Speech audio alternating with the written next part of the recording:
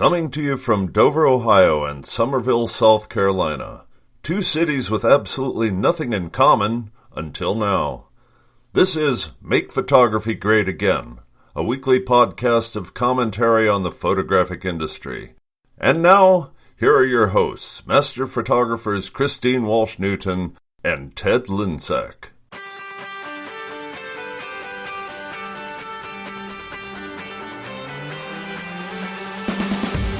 Well, hello, guys. We are here at the inaugural episode of the Make Photography Great Again podcast. I know this is a pivotal point in history, not only American history, but world history, really. Photographic history, of course, that's a given. But this is pretty cool. So I'm joined here with Christine Walsh-Newton, the one and only Christine. Christine, can you say hi? You're so quiet in the back. Howdy. Know that How's you're there. that? I am here. I am excited. I'm really, really excited. First podcast, episode 1. We've been working on this nonstop for a week and a half, probably. We got this brilliant idea, and we've been running with it. And here are the fruits of our labor. Wait, did the brilliant idea really happen a week ago, or? It happened last Thursday, Ted. Last Thursday, you said, "Hey, what do you think about a podcast?" And in the 9 days since then, we have done it.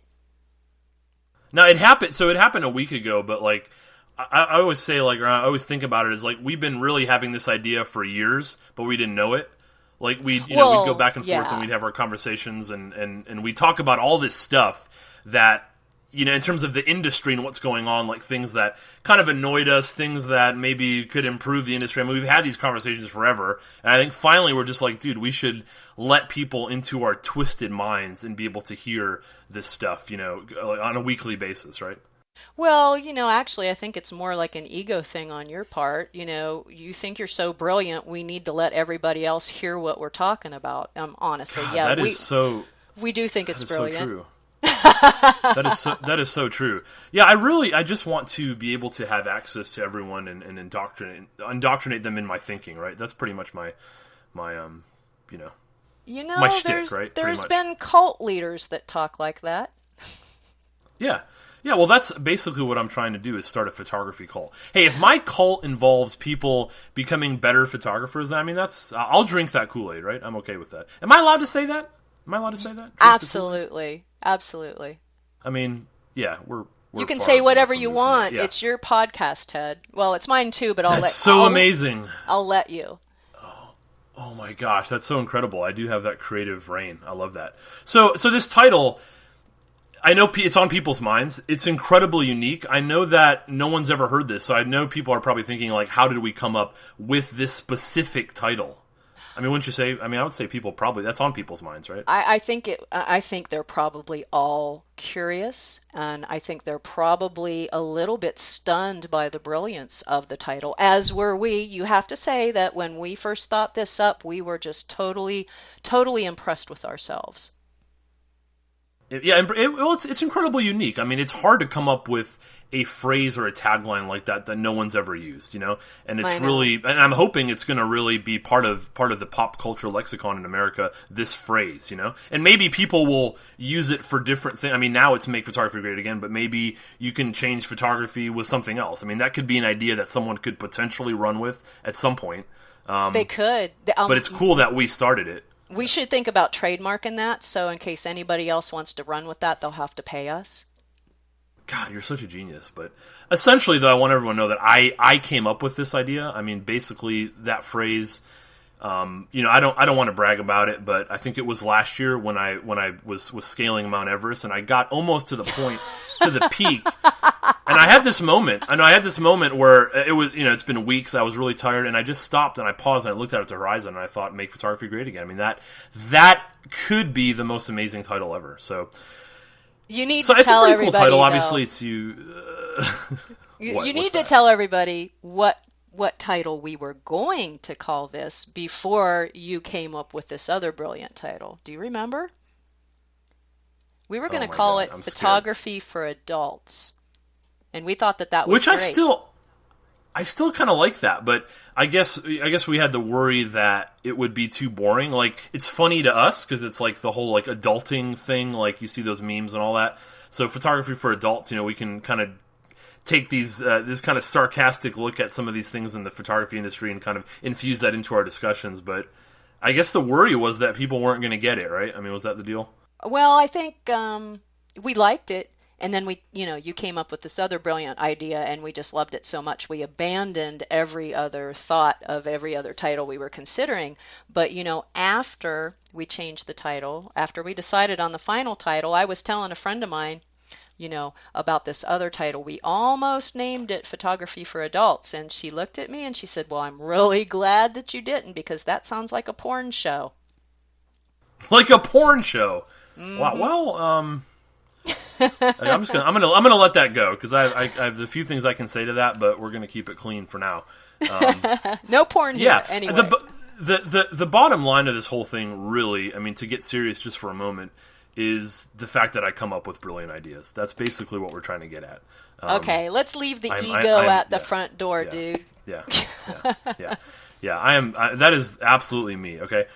No, so I guess the whole point of this, though, is to be able to talk about some things that I think a lot of people, like, they have these conversations about what's going on in the industry, but a lot of times, I think a lot of the things that we want to tackle, they don't come out to the forefront. It's like things that you kind of have these side conversations, but rarely does the industry talk about in general. So we've had these conversations, me and Christine, for years, and it's like, how cool would it be to do a podcast and be able to tackle some of these things and have some fun with it too, and tackle some other issues, and maybe occasionally interview some cool people along the way, but just people have this outlet to have these discussions, And I think a lot of people... Go ahead. No, I was going to say, I think a lot of people, they want to have these discussions, but like they don't come out to like a public kind of venue, like it's just these side conversations you have, and it's like, let's open up the dialogue so maybe some of these things can actually help make photography great again, right? That's the whole point. Make our industry better. Good point. Good point. People talk about this on the side. They talk about this among their several close friends, kind of like we've been doing. I think we've been having these conversations probably since 2013. I know that we actually kind of became friends in 2011, but we really didn't kind of connect on a cerebral level until 2013. So for a number of years, we've been hashing it out. Yes, cerebral. You can look that word up when we're done. It's under C in the dictionary. I have no clue what it means. I don't know. But anyway, I think the reason that this stuff doesn't come out is because it's politically incorrect. Somewhere along the line, it has become politically incorrect to point out the downfalls in the industry and the downfalls in individuals' work. I mean, we're giving people likes on Facebook. We're blowing smoke up people's butts. We're looking at pictures and saying, "Oh, what a pretty model, what a pretty little girl," and we're never really addressing the fact that nothing's in focus. The kid is not posed, and your color balance is off. We've all gotten, real politically correct. It's kind of the culture, though. I mean, like, regardless of your views on anything, like, people tend to be so offended by everything, and it's like, we don't allow ourselves to have these discussions because people are more interested in yes men, and people telling them that they're amazing rather than really getting honest and getting down to the nitty gritty things that really, when you strip them bare, can help you become a better photographer, a better business person. The industry in general, if we were more honest with each other, we could lift the industry up if we have these discussions. But people, I think, tend to be more interested in just slapping each other's backs all the time and saying everything's great, and until one day we realize, oh my God, what the hell has happened? It's like, I just, I want to encourage that open dialogue. I think that's what this podcast is all about, is to talk about some of these things. And hopefully somewhere out there, there'll be people that will be able to grow from it and maybe look inward and say, yeah, you know what, I should be doing it this way, or I should examine maybe this approach, and that can maybe make me a better photographer or whatnot. I think it's important to have those discussions, right? Yeah, absolutely. Bring some ideas to the forefront, challenge some folks. If nothing else, if people don't agree with us, that's fine. But if nothing else, if we make them think, that will be good. I like that. Absolutely. So, Christine, obviously everyone knows who you are in the world and in the universe, in the Milky Way galaxy. But tell us just, who are you at this point? Give us a little bit of a 411.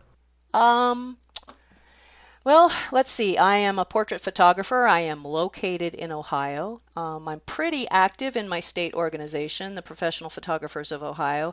I specialize in black and white fine art portraiture. I like character portraits. I have a studio attached to my house. I did one of those home studio things for a while in the basement, then the dining room, and then I took over a 2.5 car garage and remodeled that into a regular storefront. So, that's where I conduct a majority of my business. I specialize in print competition topics, and I do quite a bit of mentoring on lighting. Studio lighting seems to be my strong point. So, and that's where I get my thrill. I get thrills out of doing lighting. Now, let me ask you this, because this is probably what I'm just trying to gauge our viewership or our listenership. The question on everyone's mind, on a scale of 1 to 10, how sexy is Dover, Ohio? Dude, why do you keep ragging on my town? Come on. I mean, Dover, I've been there. It's pretty incredible. I'm thinking probably 8 or 9, but I just wanted to hear it from a lifelong Dover resident. I have never, ever, ever evaluated my town based on its sexiness. And honestly, is a town sexy? Although, okay, if you... I've been to Dover. Dover is. It really is. Absolutely. Okay, I just don't even know where you're coming from there. All right, we're done with this part of the conversation. Well, but you guys, the thing is, though, you have a Der Dutchman, right? Well, it's not in Dover, but, you are 30 minutes from Amish cooking, which I know you love. I know you absolutely love a good Amish home cooked meal, but I already can't control my weight at all. Okay, but if I lived in Dover and I had access to Der Dutchman, so if you guys have never had Amish home cooking, Christine loves it. She's a huge advocate for it. It's incredible. Okay, it's absolutely incredible when you go to Der Dutchman and you have some amazing cream corn. You have some chicken, some broiled chicken that's was like manna from heaven. I'm telling you guys, you don't. Ted, you're 30 minutes from there. Get control of yourself, guy. This is not a food show. You're 30 minutes from that. It could be. I dislike Amish food with a passion, and I can't believe you're throwing me under the bus like this. Man, you're bad. God, you're bad. Der Dutchman is so amazing. What can I say? We're going to parlay into food, obviously, because that's essentially probably the biggest part of my life, okay? Aside from anything else, okay? Well, Rachel is probably number 2. She comes underneath that pyramid, and then it goes from there. But where is fishing? Because I would say fishing is in there somewhere, right? I occasionally go fishing, but I just have very little time for that. Very little time. Yeah, so that's cool. So at some point, though, let me ask you this, because I mainly shoot weddings. I do some portrait work. But you shot weddings at some point, right? I did. I shot weddings for 7 years, and I gave it up about 4 years ago for a number of reasons. Number one, it's an all-day long job, and I'm getting to a point in my life where physically it was just becoming a little bit too much for me. And the second reason is, I'm sorry, I just don't like weddings are so amazing. Brides.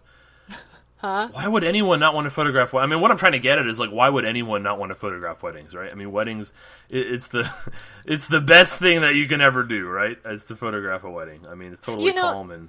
There are some people that love it, and I think that you really love it. I think that you're being a little sarcastic here, but you're really good at what you do. I've seen a number of your weddings, and I know that you are good at those, and you have to like them to be good at them. I just didn't like them that much, and no, they're hard. We can be all sarcastic and make fun if we want to, but they're hard. It's hard to get along with all the people. It's the happiest day of somebody's life, but the people who it's their day want to make sure everything goes perfect, and they're high-strung, and honestly, in this day and age, I think I'm sorry, I'm just going to say it, Knot.com, it's done the photography industry so many disservices by telling the brides, you should do this, you should do that, you should get a student, you should ask for the files. And it's I just felt like I was negotiating with some anonymous Knot.com advertising writer or something. every single bride wanted the same stuff, asked me the same questions. They'd ask me where I got my stuff printed. Who cares? You know, who cares? Man, that is, I don't want to let the cat out of the bag. That's probably going to be another podcast episode because I have quite a bit to add in that information regarding the knot and bridal blogs in general. So we don't want to get there too soon with that. But no, I totally agree with you. No, I mean, I don't know what you're talking about. Every wedding I photographed has been as smooth, and everyone is calm, and the timeline goes perfectly. And I don't know what you're talking about with your chaos, nose has got to be like bumping into your monitor at this point, Pinocchio. It is. I've knocked over a few already. I've had to bring a backup in here. Yeah. No, I mean, here's the thing with weddings. Weddings are great. You know, I mean, I've been, it's been 10 or 11 years now. I mainly shoot weddings. So me and my wife Rachel, we photograph weddings here in the Charleston area. I grew up in Northeast Ohio. We had a studio there for a while, so I still go back there and shoot a little bit. But the thing with weddings is they are really an awesome event. They really can be incredible. There's certain parts of them that I don't like or that can be more stressful. But you know, the end result of being able to create something amazing, you know, in that kind of chaotic situation, which you can find in a wedding day, to be able to create something amazing, it's an awesome feeling, you know. I mean, it never fails. You know, there are times where it's like you go through a really tough day, and I may be totally exhausted and feel like, you know, man, this was such a tough day. But I get back and you look at some of the images, and when everything clicks in, and you can create something that's really, really amazing, you know, and to show off the couple and create something striking like that, it's always an amazing feeling. It always brings me back, you know. So it's pretty awesome. But to cut all that BS and to get to the heart of it, Christine, so let me ask you this: have you ever seen this movie called Pleasantville? Ever? Never. I've heard the title. That's just about it. Because you never watch anything. We've had this discussion. I know. Okay, so I'm not a TV person. I'm not a movie person. I read a lot, though. You got to get into it, I'm telling you. Okay, so Pleasantville. So this is like this kind of low-budget type movie that came out in the 90s, okay? And I promise you guys I'm going somewhere with this, okay? So this whole, and you can look it up, the whole theme was like there's these two high school kids and they end up getting zapped into these 1950s TV show, okay? And it's in black and white and everything's in black and white. So they find themselves in this perfect town and like everything is so perfect and all this and people are lacking any kind of emotion. And essentially this movie has a lot of underpinnings about kind of race relations and different things about our culture. But the thing I'm trying to get at, so if you see the movie, there's a song. So Fiona Apple, who is a pretty awesome artist from the 90s, she's kind of doing some stuff now, but she covered the Beatles. Have you heard of the Beatles, Christine? The Beatles. They Absolutely. Have you yes, heard of them? I've heard of the Beatles. Okay, they were before you were born. I'm surprised that you've heard about them. Way before I was born. So they have a tune called Across the Universe. So or Lennon, I think it was a Beatles tune if I'm remembering correctly. Lennon wrote it, I believe. So Fiona Apple covers this song on the Pleasantville soundtrack. And if you go, guys, I'm telling you, if I had to cut all the BS and tell you how I feel during a wedding, like what's the emotion, what's like an analogy for a photographer being in the typical chaotic kind of wedding, find the video on YouTube for Across the Universe, Fiona Apple from Pleasantville, okay? I don't want to tease it. Just go look at the video because honestly, that's how I feel. Like I feel like I'm her in the video, and then everything else going around is like what's happening at a wedding, and then it's like all about being calm and stuff. So I've not found a better example than that video. So I know, Christine, you have no idea what I'm talking about, and probably nobody else does, but check out the video, guys. And what we may even do is like post it on the Facebook page. If you guys find Make Photography Great Again podcast on Facebook, maybe we'll post that video on there. But that is how I feel. And I wish brilliant. I could go into it more, but that is just a brilliant idea. It's a brilliant. You don't even know what I'm talking about, and you think it's brilliant. Again, no, the theme is brilliant ideas. We'll post the link part is brilliant. I don't know how you came up with that. Yes. I'm incredibly smart and intelligent. So let me ask you this, Christine. So going along the line, and feel free to derail me here, but we're talking about the industry, and this is our first podcast, blah, blah, blah. If you had to pick like one thing or two things, like what are your top handful of things if you look at the industry as it stands now that kind of bother you or irk you a little bit, if you can narrow it down to a few? What do you think? Wow. There's so many things that do irk me, and we talk about this all the time. I'm not going to be sarcastic like you are. The truthiness of it I'm never sarcastic. Actually, most of the things in the industry sometimes annoy me. Depends on what day it is. But, I have to say, one of the things that really, kind of make me sad, we'll say that, make me a little bit sad, is sad face. Sad face, tear. You can be an awesome, awesome photographer, but in this day and age, it's not good enough to just be a good photographer. You got to be a marketer, a web designer, a salesman, a retoucher. There's all these hats that you have to wear. So you have to spend a lot of your time that you'd rather be behind the camera doing this other stuff. And then the second sad part of that, or the mostly sad part of that, is there are a lot of really successful photographers out there that wear that marketing and sales hat a whole lot better than they wear that photographer hat. And that's what I find sad, that craftsmanship has sort of lost its role in what's done in the industry. Way back when, I know when I was growing up, there were 2 photographers in Dover, 2. And they were both awesome. They'd been there for years and years and years, and that's where everybody went to. I need some pictures taken. Mm-hmm. Well, you're either going to go over to Mr. Harmon's studio, or you're going to go over to Mr. Luria's studio. One of the two. They had all the business, and they were these, photography was not sexy back then. It's all sexy now. You were kind of a nerd back then. You were usually a guy, usually an older guy, and you carried around a bunch of crap with you, and you used a bunch of stuff that nobody knew how to use, and everything had dials and was hard to, it was a science. It was a craft. And we've just totally lost that. That's all gone. And sometimes it's how big of a good game can you talk? That's what it is. Sometimes. So it's kind of funny because I almost view, like, if I look at it, my thing with the industry today, probably the biggest thing is borderlines what you're saying. I feel like photography has become about everything except photography.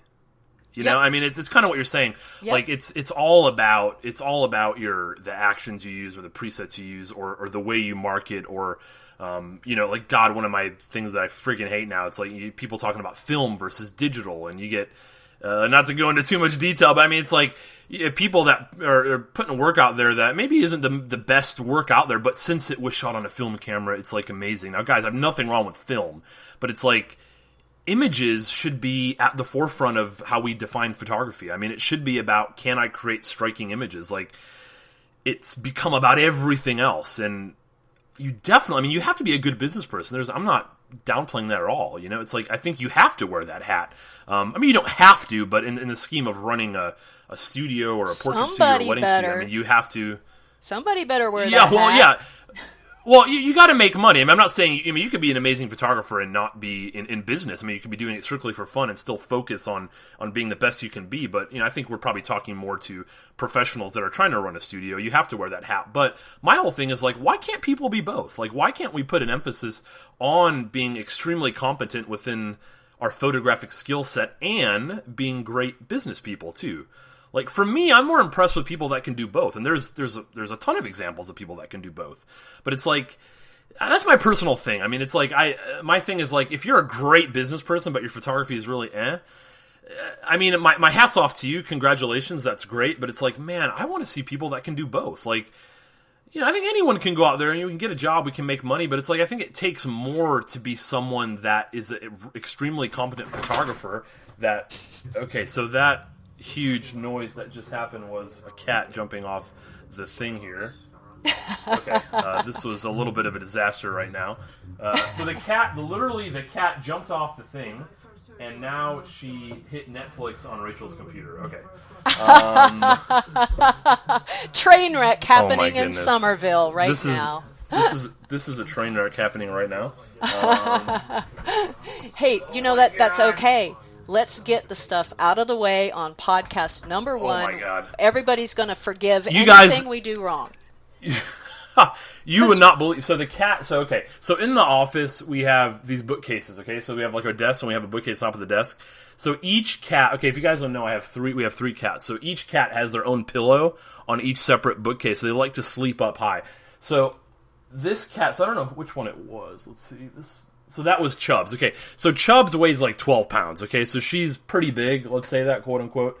She just jumped off the bookcase, knocked the pillow down. The pillow hit the keyboard, and Rachel had Netflix paused on Unsolved Mysteries, by the way, and it unpaused it, and it started playing. I don't know if you guys can hear that when it played, but that was kind of the worst thing that could have happened, and it happened. You know what? That is so hilarious because before we started, I closed my door. I have 3 cats as well and a dog, and I got them out of my office, and you were like, the cats are all sleeping. I kind of hate to get rid of them. I hate to wake them up and get them out of the office. They'll be okay. They'll sleep. Yeah, they didn't, did they? That's the thing with cats, right? They play this game where they're all innocent, but then they're like, yeah, I'm going to go ahead and F up your podcast. Yeah, I'm going to do that. What are you going to do about it, I mean, that's literally what just happened. They're crazy little things.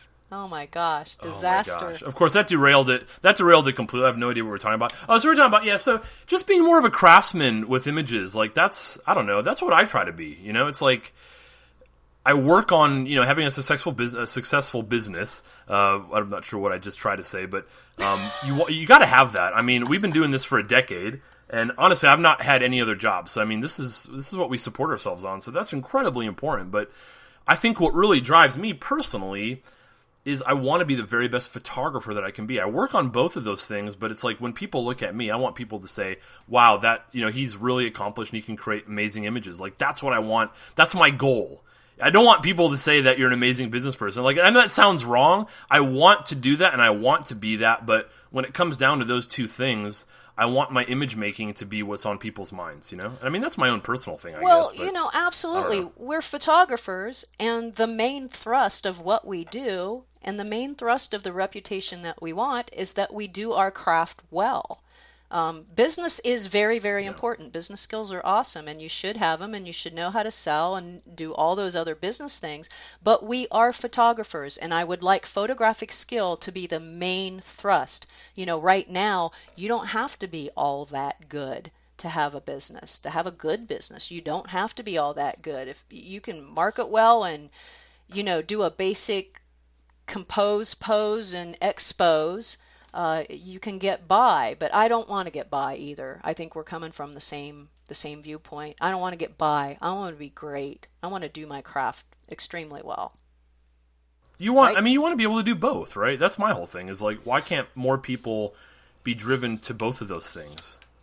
I mean, well, I think it's a lot hard to of say that people because it's our own viewpoints, but. Well, yeah, it's our opinions and it's our podcast, and we can say what we want, and we can think what we want, and there will be people that disagree with us, and that's absolutely fine. It really is. It's not like, we're two sides of a war or anything. It's just that our outlook, my outlook and yours are both, we like the craftsmanship part of it and would like to be the prominent skill set, I think. Right? Yeah, I mean, absolutely. I think it'll elevate the industry more so. When you get more people that are more devoted to becoming incredible photographers and the level of image making skyrockets, I mean, I don't see how that hurts anything. I mean, I think that elevates everything. It's like, I think that's you're my absolutely personal right. viewpoint. No, I think you're right. I think we need to raise the bar. I would like to see the bar raised. I think over, the number of years, I hate to blame everything on digital, but, digital changed our industry in a major, major way. And the bar to entry just keeps getting lower and lower and lower as technology increases and improves, which is a wonderful thing, and I applaud that.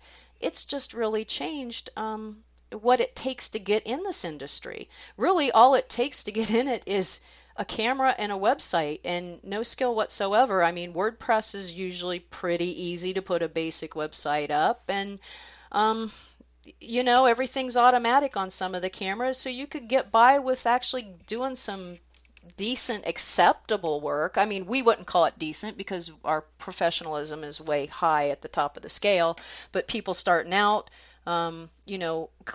customers that really don't know how to discern the difference between okay photography and great photography, there's a market. They're taking care of a market, but they don't really know that they're not that good. Yeah, absolutely. Okay. Are you actually listening to what I'm saying? Because every time I get done talking, you say, well, yes, absolutely. Like, oh, wait, I was just petting my cat. What did you say? Oh, my God. The cat, no, there's There's another cat getting ready to jump down. Like she's sensing like. See. I feel like I can screw this up more, so I'm gonna make noise. But I knew you were distracted. I knew you were distracted. She's thinking about it. No. I totally agree with you. The barriers to entry are totally different. Now we've talked about this before too. Like I even look at, it's been about 10, 11 years since we've gotten into. God, it's gonna be 11 years this year, which it doesn't seem like a lot of time to a lot of people. For me, it's like, God, where has that time gone? Well, it's like a third of your life. Oh my God, it is a third of my life. God, I failed math, but you obviously have it down. Math is hard, 33, Ted. 11. Math is hard. It's tough. But I look at... So Kat just jumped down, but she did it fairly quietly. So we applaud you, Kat. Thank you for doing that. That was actually Mila. Mila is usually the jerk, so I would have figured her to do the thing that was the most disruptive, and she didn't. You talk about barriers to entry and technology and how much that's changed just in 11 years. Like, you think of iPhones and iPads and Twitter and all these things that 10, 11 years ago did not exist. I mean, it's hard to imagine that. I think Twitter was 2005, if I remember correctly. Someone, of course, will be thinking that that's wrong, but I think it's 2005. So, I mean, like, imagine not knowing what that word means. I mean, it's kind of silly now, but what I'm getting at is, like, with websites especially, I remember the first site that I designed. Okay, I designed a site on my own. I think I used, God, I don't know what it was. It was Front Page, right? Was that the software I'm thinking of? Wow. Microsoft Front Page? Yes. Yeah, yes. If you saw the first website, it's probably cached somewhere on the internet, the vault of shame somewhere. Let's just say it involved the color pink, okay? It involved the color pink, the first website. And of course, when I did it, though, I thought it was amazing, right? I thought it was incredible when I did it. And it served its function, but it was a total mess. But what I'm getting at is, like, shortly thereafter, I wanted to, like, at the time, Blue Domain, which is still around, Blue Domain does template sites for photographers and other industries. But at the time, the Flash-based templates for photographers were all the rage. Okay, this is 2005, 2006. And I remember at the time, to get one of those templates, like one of their mid-range templates, was around $1,000. It was like $800 or $900 in that range. And there was a few that were higher. And it's hilarious now. Like, you can go on Blue Domain right now, and I believe you can get a site from them for like $50. I mean, it's just insane. Like, so you talk about barriers to entry. It is so incredibly easy to create that business presence and do all those things without knowing anything at all about photography. And I look back at my own experience, and I did a lot of things wrong, okay? I mean, I'm not... And every time I speak, when I teach and all that stuff, I go through this, and I tell people, hey, this is how I did it. That doesn't necessarily mean that's how you should do it. These are some things that you should follow, but I think more people would be better off if, rather than trying to kind of put the cart before the horse and try to do all these things and jump in without educating yourself and learning, at least getting a foundation in lighting principles and learning things that relate back to great imagery and beginning to learn business basics and knowing how to structure a business and create something that will not just be play money for the weekend, but will be something that you can actually build your life on, and actually support yourself with. To do those things first rather than jumping in, gosh, I think so many people would be better off. But I feel like there's this push for people to, it's like they put an image on Facebook and it gets 50 likes and it's like, wow, I should be a photographer, and it's like, you're looking for validation for your skill set in the wrong place. If you're basing that just on photography, on Facebook likes, that is not the indicator that you're ready to jump out there, Well, that just shows the lack of education, though. I mean, bless their hearts. Yeah. And bless their hearts. Yeah. Yes. But, I kind of feel bad saying that because we all started out, Facebook wasn't there when I started being a photographer, but there was a point in time that we've all been at where we put our work out there. Maybe we showed somebody some prints, actually, but we didn't show it to the right people. We're showing it to our family, our friends, the next door neighbor, the people that you took the picture of, and of course they all love it. And you think that your skill set is where it needs to be. Everybody loves your work. You're getting likes on Facebook. People are asking you to take their pictures. Everything's going swimmingly. But, the thing is you haven't put your work before the people that can actually tell you if it's good and what it needs to be good if it's not. So, there's that. Yeah, I agree with that. I mean... People need to invest in that education. They need to take it seriously, and I think people just put it so backwards sometimes, And then you talk about, like, critiquing and putting your work in front of people. That's like, man, I mean, I know personally from myself, I mean, everyone freaks out when you start having a discussion of, wow, can you look at my work? Can you tell me how I can improve? Like, I think it's a general reaction to be a little bit timid about that. But I try to tell people that is the number one way that you can improve yourself. I mean, it's kind of like, I mean, I hate to bring this back. So it's like you're in an AA meeting. The first step is to admit you're an alcoholic, right? Okay, like I hate to bring it back to that, but it's like you have to admit that there are some things that you can improve on. You have to admit that there's room for you to grow. If you don't get to that point first, you're going to have a hell of a time. I mean, if you come into it thinking you've been doing this for a year or two and it's like, I can't show anyone my work because I'm scared that they'll point this or that out. I mean, you're never going to grow, right? Absolutely. I mean, would you say that's correct? I mean, people need to be open about that, right? Absolutely. Yeah. I hear you. People are scared of it, and I try to, no one likes to hear like the things that we're bad at, right? Like we don't want to hear that kind of stuff, but that's how you grow, So you find people that, whoever that is, someone who's been around for a while, someone who you respect or is respected in the industry, and don't be afraid to pick those people's brains. I mean, show them some work and get some critiques in that way, and obviously, print competition. That's why we're huge advocates of it, right? I mean, because that's the number one way, honestly, that you can grow your work. Just because it's that concept, right? You put your work out there and you can improve upon it. You hear what's wrong with it, and then you work on those things, and suddenly those things begin to happen in all of your work. Those things that you're correcting become a normal part of how you shoot. You don't make those mistakes again. So, well, if you do it right, be afraid of that stuff. If you do it right. Yeah, if you do it right. I mean, yeah. we know what would be a wrong way? What would be a wrong way to do it? Well, we know a lot of people that play the game and only do the good stuff in competition entries, and their everyday work does not reflect the same skill level that you're using in competition. For me, honestly, I 100% totally agree with you. That is my big theme. That is my soapbox. Competition made me the photographer that I am. And there's probably people listening out there that don't know what competition is. And I'm sure we'll talk about that sometime in the future. But I learned so much, and my everyday work now reflects all the skill sets that I've increased over the last 7 years of competing. But I think you should be consistent like that. I don't like to see it when people pull it out for the judges but not for their clients. I don't believe in shooting two different ways. That just doesn't make sense to me.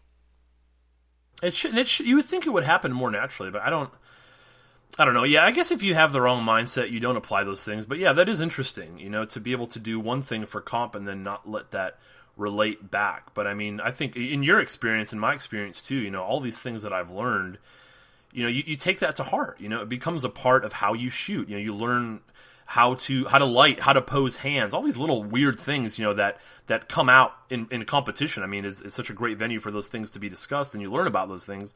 They should begin to kind of permeate the way you shoot all the time. That's not to say I think that this is a fine line. I hate to say this; it sounds bad, but it's not to say that every single image you take is going to be score 100 or score a 90 or something like that. But it's just that the principles, they should be in your mind every time you shoot. And it should generally raise the level of your work up a few notches.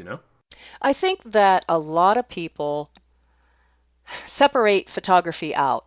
They get really, really emotionally attached to it, and they don't believe that technical competence goes along with creativity. Either, oh, I'm so creative, this is my work, this is my heart on a piece of paper, don't say bad things about it.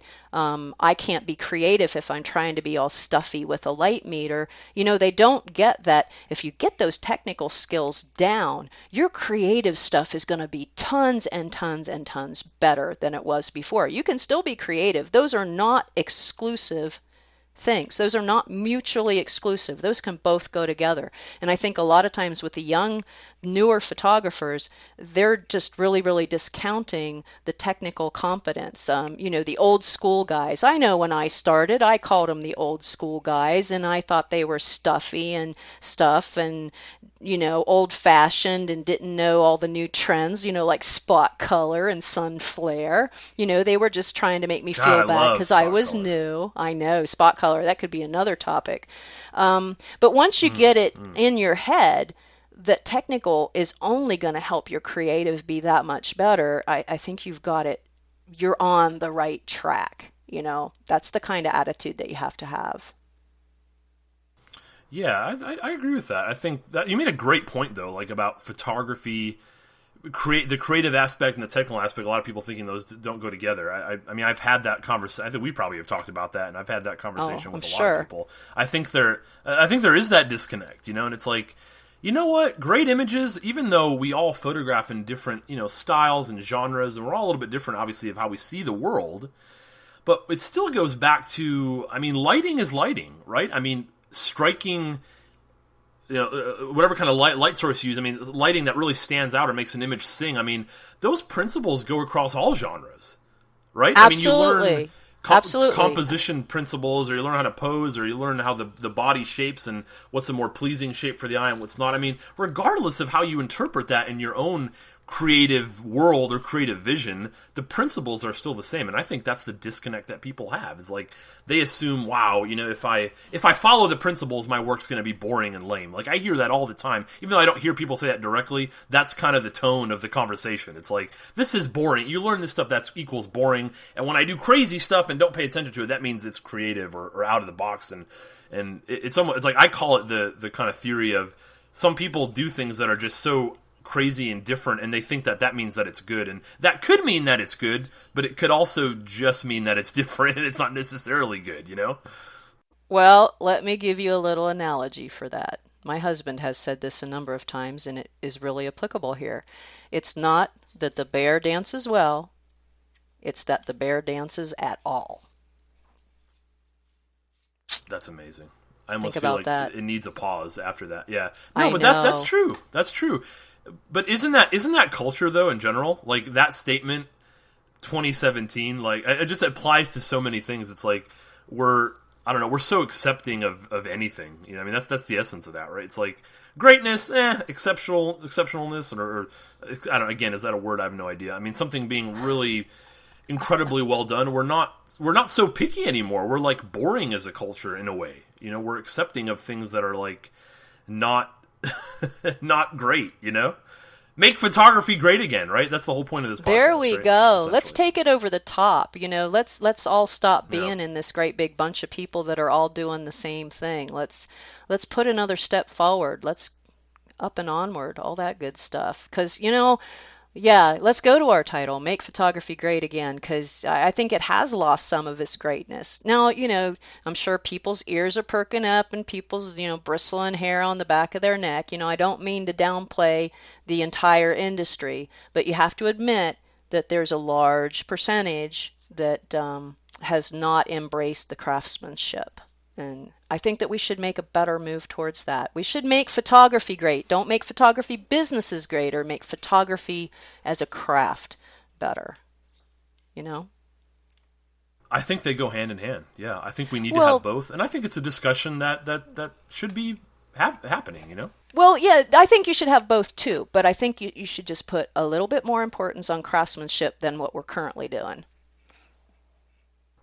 And I think that will raise everything. I really do. I don't think those things have to be totally separate. I think if you can have an amazing business and then also be a very skilled artist and really know your craft in a real intimate way, I think that's a good thing. I think then people that come into it brand new, once they start seeing the level of work, I think that's a good thing. I think it makes them, this sounds bad, but it like makes them think, wow, there's more to it than just doing some mediocre kind of stuff. Like, I really need to learn what I'm doing to play with the big boys, quote unquote.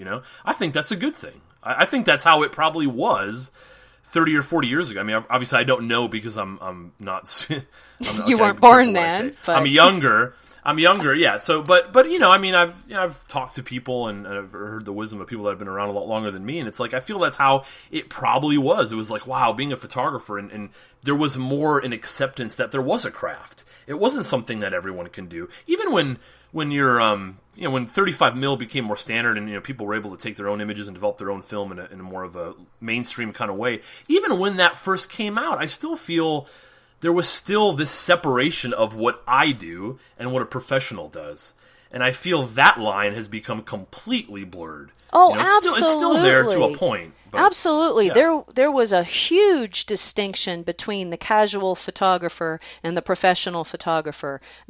they were extremely two different things. The professional photographer was, just this old boring guy that was like a nerd and had a bunch of equipment that looked really strange and nobody knew how to work, light meters, calibration targets, all that stuff. Nobody thought it was sexy. And then suddenly it became sexy, and it just went to heck in a handbasket in a way. It's not as sexy as Dover, though. We've already established. Oh, would you get off of my town, it's a close second. Dude? It's a close second. Well, hey, we've been babbling on for a while, but guys, hopefully you will catch us each week. So I think the plan now is to do a podcast a week, a weekly. I think debuting on Tuesday each week, right? That's the plan. Yep, that's a plan. We're gonna put a couple episodes right up front to give you all a good taste of what we're going to be doing in the future. But after this week, we're going to go to once a week. And this is new for us. So I mean, we're both photographers. Obviously, the podcast realm was something new to us. So I think we'll probably be working out some things like that. So hopefully everyone will be very gracious as we fill into this role and kind of learn the ropes of what we're doing here. But I think it's something that we're really excited about, having these conversations and being able to have a little bit of fun with it too. If you're on Facebook, find Make Photography Great Again podcast. We will post updates every week, so when a new podcast goes live, you'll be able to find it on there.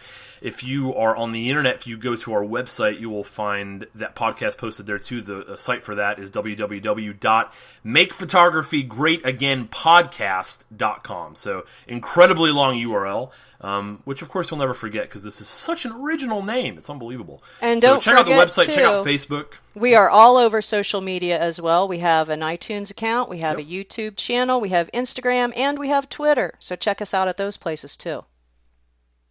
Sweet. And if people want to email and let us know how much they hate the show, what would that email address be? That email address would be makephotographyGreat@gmail.com. Awesome. So you guys can send hate mail there, or if anyone actually is enjoying this, they can also send that as well. And at some point, I think we'll try to get some different questions, and we have a lot of plans for different things we're going to do for episodes, but this is the inaugural episode, so we're about done with it. Hopefully it was bearable, but I think it was pretty cool. We opened up some discussions on what we're going to be tackling, and any last words, Christine, words of wisdom before we sign off? I don't know. I got nothing. I'm sorry. I'm tapped out right now. You're so profound. Wow. People are energized and they're going to want to listen each week. Cool. Well, hey guys, it's been fun. We will catch you next week. You have been listening to Make Photography Great Again with Christine Walsh-Newton and Ted Linzak. Come back next Tuesday for a brand new episode. For more information and access to the podcast archive, please visit our website, makephotography.greatagainpodcast.com.